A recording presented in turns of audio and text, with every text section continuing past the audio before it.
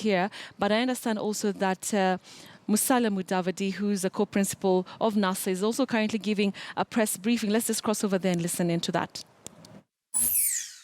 Our own President Uhuru Kenyatta, Deputy President William Ruto, or the Attorney General KIVUMBI have not uttered a word of condemnation of this heinous crime.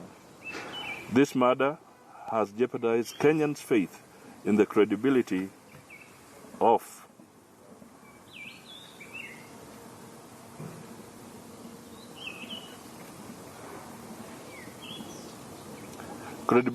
the electoral process, and yet it seems that even this is not moving these leaders to speak up.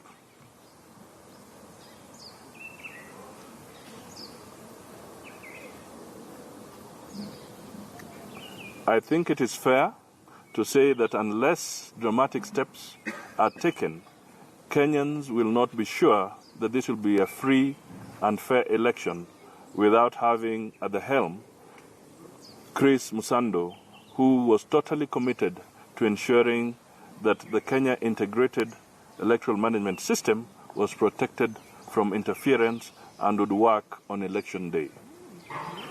We therefore suggest that to restore the shaken confidence in the electronic systems that are key to the credibility and success of the election, the IEBC should immediately secure the services of an internationally recognized expert in the area to supervise the KIM system.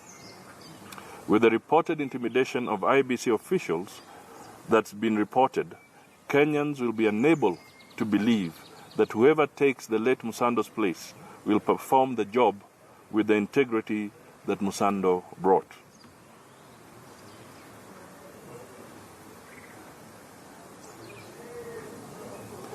It is vital that urgent steps needed to ensure an effective investigation, such as securing the crime scene, are immediately put into place. But Kenyans have little faith in our Directorate of Criminal Investigation's resolve to identify, pursue, and bring the killers to book, as well as those who directed them to justice. Kenya's recent history is replete with too many unresolved probes into politically motivated killings.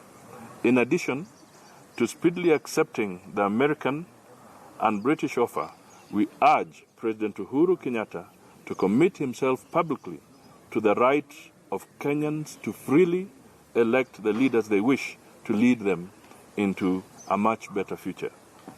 That can only happen through the holding of an honest election. President Kenyatta should throw the full weight of his office behind the speediest possible and credible investigation. Our election and democracy itself have been terribly undermined by the murder of Chris Msando. No Kenyan can feel secure when such a hugely consequential killing can be so brazenly carried out. As I indicated yesterday, Kenyans can rest assured that the security and protection of every single Kenyan, as well as their property, will be guaranteed by a NASA government. Thank you.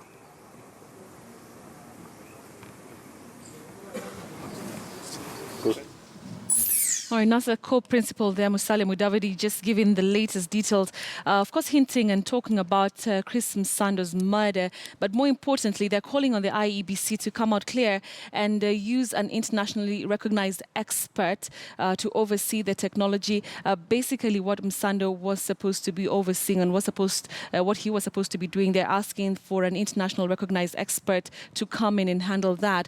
They're also asking for effective investigations into the murder of Chris Msando, saying that previously Kenyans have had little confidence in the departments that are set to probe and investigate and also prosecute incidences like this, and also calling out for an honest and credible election. That's just one of the developing stories that we're following up for you here on KTN News. But the other, just a few moments